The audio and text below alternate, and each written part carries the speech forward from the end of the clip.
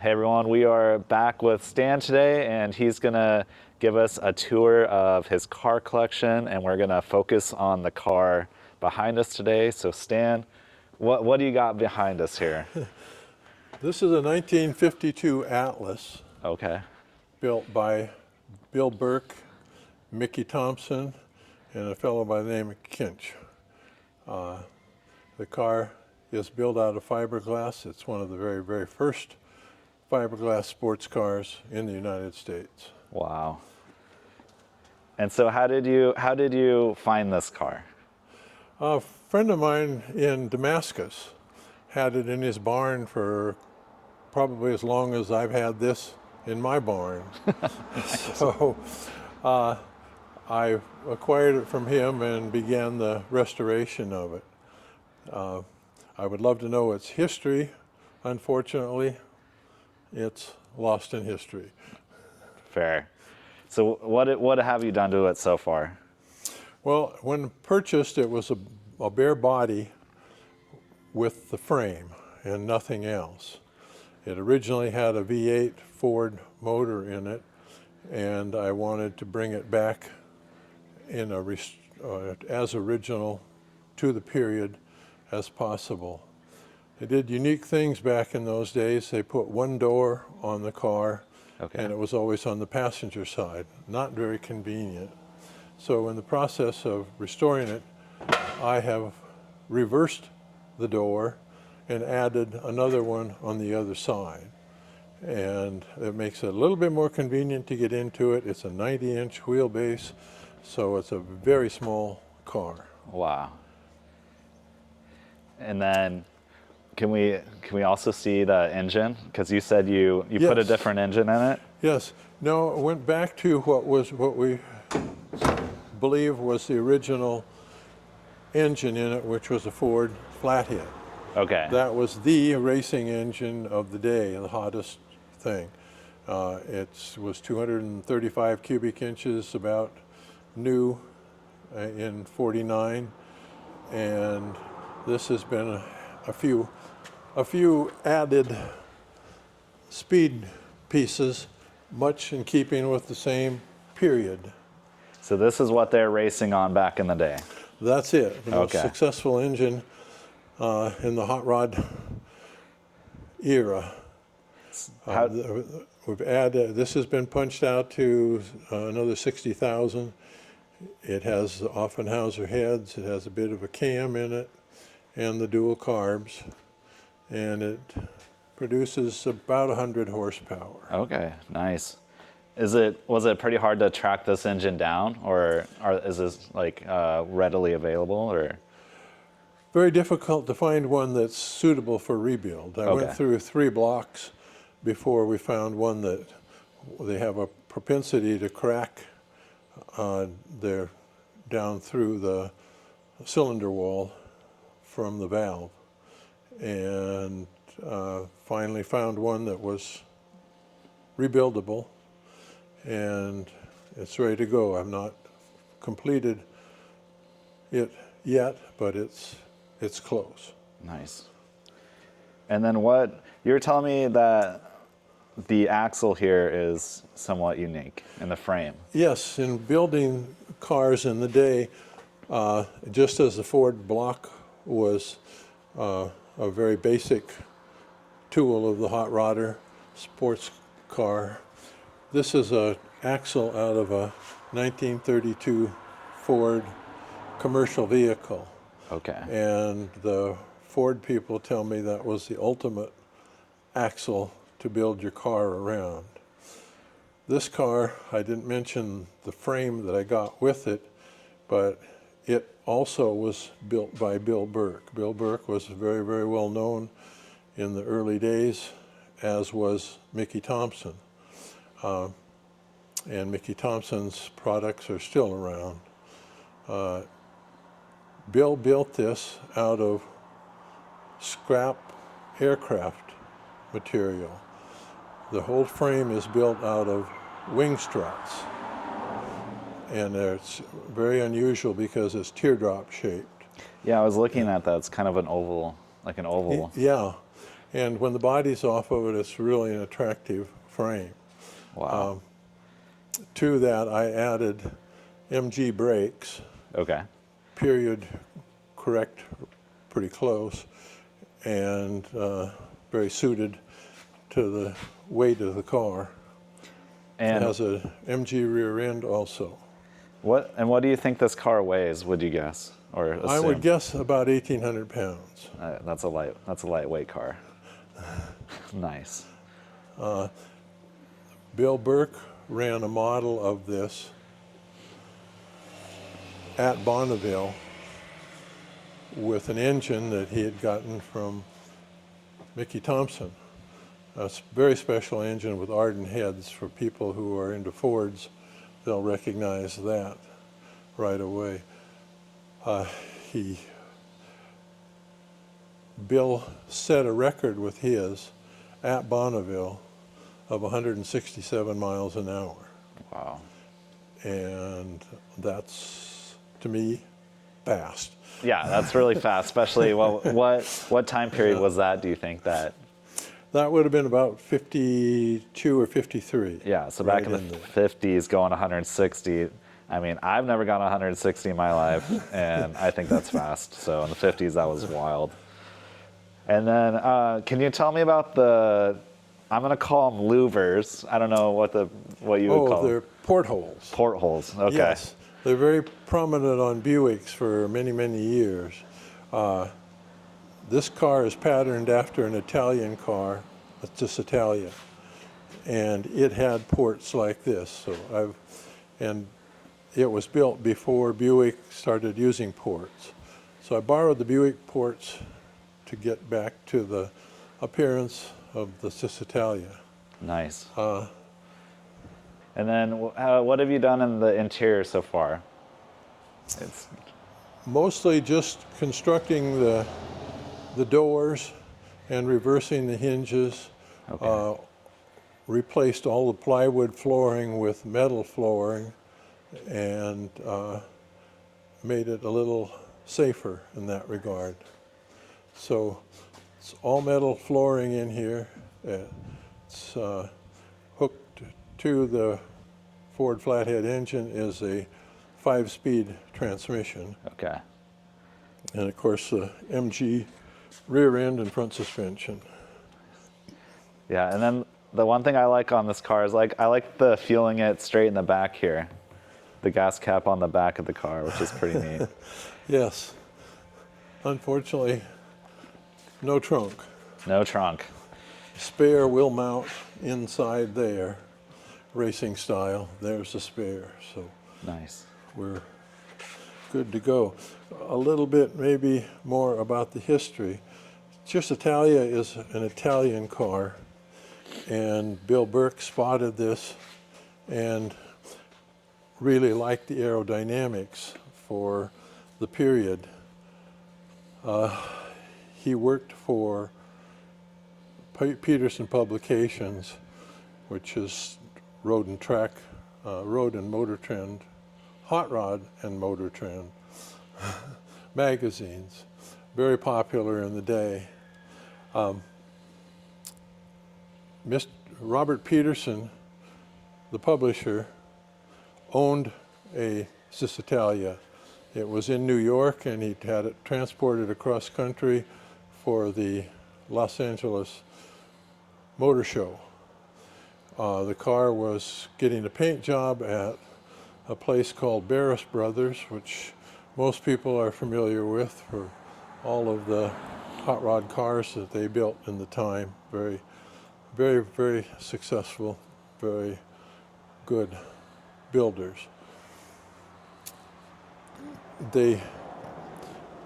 Once the car was in Barris's, with Barris looking the other way, Bill Burke and Mickey Thompson went in and poured plaster mold of the car. Wow. Without the owner and Bill Burke's boss. They then took that plaster mold and made a wooden buck out of that And from that, they built these fiberglass bodies. They advertised them in the back of the Hot Rod magazine and that for about $600. And they'd build it up from any way you wanted it to just allowing you to do it yourself. So the grand total of production was, we believe, about 25 Wow, 25 cars total. total. Yeah. So this is a There one. may be about 10 or 11 known to exist still. Wow, so this is one of 25. Yeah, fiberglass is one of those unique products because if you leave it out in the rain for 25 years, it's still there. Wow. Yeah, this is amazing. It's a Survivor. Very cool. Very much a survivor. Does she have a nickname? Yeah, do you have a nickname for it? Pardon? Do you have a nickname for the car? No, not yet. Not yet. Not yet. Very Soon, maybe. Well, Stan, this is an amazing car. Like, do you want to show us some of the other cars you have in your collection? Oh, sure. All right. So you got an MG here. Are these the same style of brakes that you put on that, or is this older? No, this is rather primitive compared to what's on that. Okay. These are early disc brakes. These are old drum brakes. Okay. And so they're a little more difficult to handle. Right. But it's a 48 MG. A number of these were brought back by GIs returning after World War II. It was one of the most raced vintage cars that were affordable by GIs returning, and when they raced them in the U.S. So quite a racing history. Carroll Shelby won his first races in one of these that was borrowed. Oh wow. Nice. This also looks like a very lightweight car, even though it's metal. Yes, all wood construction underneath the metal. Okay. And of course, they didn't survive if they were left out in the weather. This is a very original surviving car. It was restored in 1972. Wow. So It's beautiful. 1250 cc, 4-speed synchromesh transmission, Lucas wiring, which everybody knows about. Did the original ones have some wire issues? You would say that, yeah. Yeah. Nice. They're a positive ground. Okay. They're a 12-volt system, which didn't exist here in the U.S. until 6-8 years later. Right. So primitive, in many ways, but absolutely delight to own and drive. Nice. All right. Favorite memory in this one? I'm sorry? Your favorite memory in this car? Oh,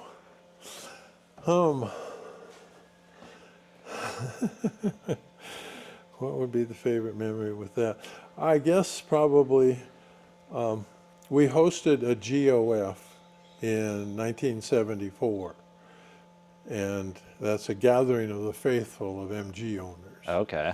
And it was a US-wide invitation, and we had a tremendous turnout for it. And people came from all over the country for it.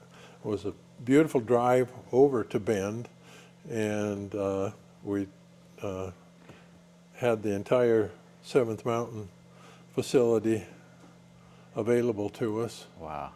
and it was a very, very memorable event. My daughter was about 3 at the time. So you drove this all the way to Bend, Oregon? Pardon? You drove this all the way to Bend, Oregon? We did. Wow. A whole group of us. That's cool, actually. That's a really cool story.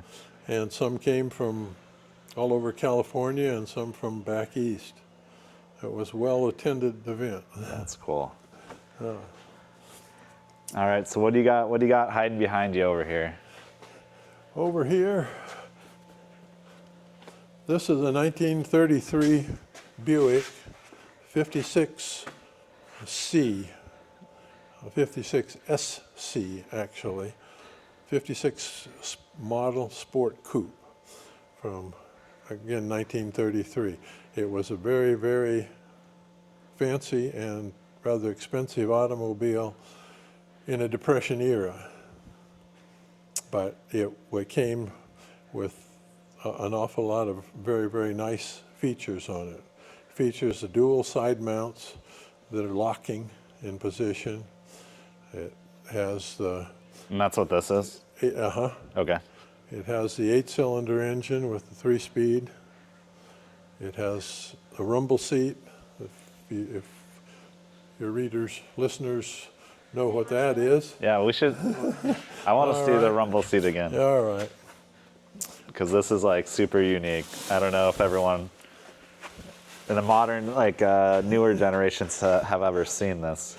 Back here we have a trunk. Okay. And it has the usual required items back there, such as a Like your tools? correct picnic basket and Okay. a battery-operated radio, highly unusual at the time, and a number of other things, period correct. Interesting. It additionally features a rumble seat. This step here is where you place your first foot, Okay. and then the second foot goes there, and then the trunk opens to seat 2 people. Nice. And I'm imagining no seatbelts back in the day. Never heard of them. Yeah, so you might rumble out of there on a bumpy road. The back seat, the back window here does roll down so that you can communicate with the people in the rumble seat. That's cool. That's really neat. So this, This car spent 65 years in the same family, changing from one owner to the other. Oh, inside I should have put the seat in. oh, that's all right. Wow. It's all original mohair upholstery in it. And Door panels are all original also. It has a very attractive dash and I full was gonna say. instrumentation to include a clock. I love the wood dash on this. This is super beautiful. One of the first cars to have a radio in the car. I also have the original radio for it, not mounted right now. Wow. So I'll let you close it. oh, they just closed. All right. Very nice, Nice. like a refrigerator door. And then over here you got something a little more modern. Yeah. A little bit. I don't know if you got a shot of the front of this. Or Oh, I don't know. It's quite dazzling front suspension and front. It's got all the chrome, all the has, lights, the 1933 the dual license horns. plate on it. That's an old plate. The rear license plate has a beer mug on it because December of '33 was when Prohibition ended. Oh, wow. So Yeah. it says, license plate says, Let it rip. says end Prohibition. Nice. So And so was that the beginning of tailgating? Having the beer can holder? Yeah, maybe. That's funny.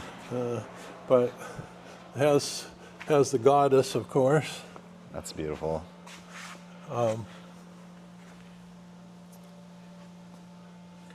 Very, very complete, very original automobile. And then here you got Well, the Chevy. Of course, So what's collection wouldn't be complete without a beautiful Chevrolet. That's true. So what's the story on this one? How'd you find it? I found this, strangely enough, on the internet. Okay.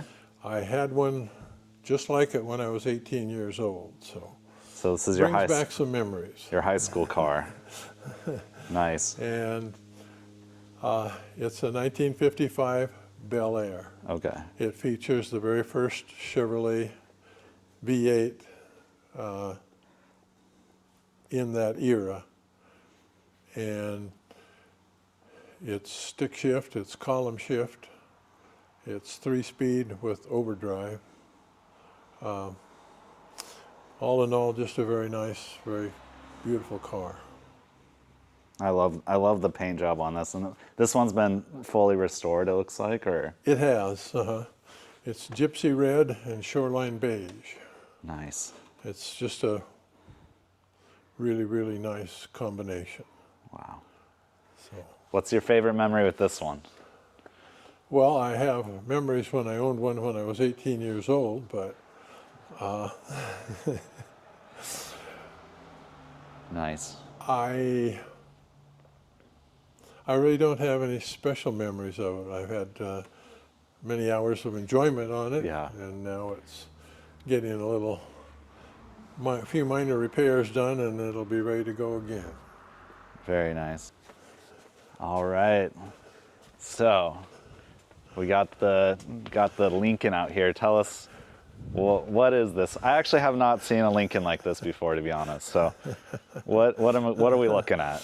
Well, this is one of the excesses of the 50s when Chrysler and Cadillac were competing for the biggest and the best and the most unique features on it. Okay. So this was Lincoln's entry into that. It's 19 feet long. 19 feet long.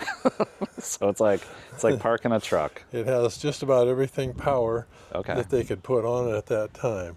Power brakes, power windows, power seat, power steering, electric windows. Wow. Quite deluxe car for the era. I have admired this car since very early in my childhood. Yeah. The one interesting thing that I like about this, and it reminds me of BMW, it's missing the B pillar. So it has the glass all the way through. Yeah. Yeah, it's truly a hard top. Yeah. Which is super, super cool. So does the rear windows roll up on this, I'm assuming, too? Like, The side windows? yeah. Yes, they're all electric. And it doesn't leak? Or Oh, we don't get it out in the rain a lot. okay, so yeah, it doesn't leak because it doesn't go in the rain. Nice. We hope. Yeah. It's an exceptionally solid, rust-free car. It lived part of its life in Salem and part of its life in California. Wow. It still has California black plates in the trunk. And then you have like a funny bumper sticker on this. Well, I call this car Moby Dick. Because it's so long. Everybody knows what Moby Dick is, a great white whale. Right. And I have a little statue of Ahab, who was a protagonist in the story of the great white whale. Nice. And I think it's very fitting and appropriate. I have a sticker on the back bumper that says, "Save the whales." That's funny. I love that. Well, Been a real challenge. this car? Yes. What was the challenge with it? Well, just about everything. Everything on it is very, very complex. Okay. It was first experimenting with things like power windows and power brakes. And it's a challenge to restore them or replace them with proper working. I've tried to keep very, very original with the car, but there are certain things, such as the braking system, that had to be updated. Right. That makes sense. Wow. Well, Stan, I appreciate you taking the time to show your collection to us. Well, and glad to. you have some amazing cars, and I'm just honored that you take the time. So, thank you. Well, thank you.